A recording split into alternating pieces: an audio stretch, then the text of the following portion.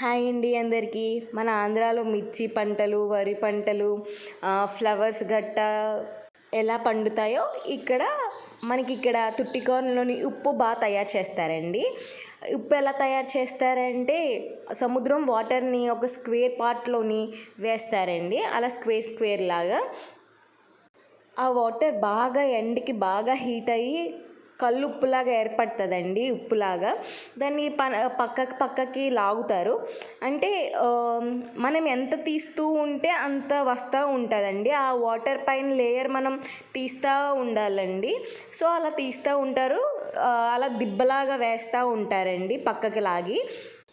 అలా తీసింది ఒక దుక్కున స్టోర్ చేస్తారండి. అంటే దాన్ని ఆరనిస్తారు. ఆ ఉప్పుని గట్ట చాలా గట్టిగా ఉంటుందండి. అసలు మనం దాన్ని కొంచెం కూడా ఇరపలేము. నేను చూసారా ఎంత ప్రయత్నిస్తున్నా కానీ అది రావట్లే. నేను చిన్నది పక్కన తీసుకుని అది మీకు చూపించాను. అప్పుడు పొడయిందండి. అందుకని బాగా ఆరబెడతారండి.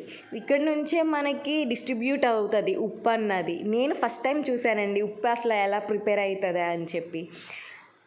ఇక్కడ హైవేస్లో ఎక్కడ చూసినా కానీ ఈ ఉప్పు ప్రిపరేషనే కనబడుతుందండి. ఎక్కువ ఇక్కడ ఇదే తయారు చేస్తారు.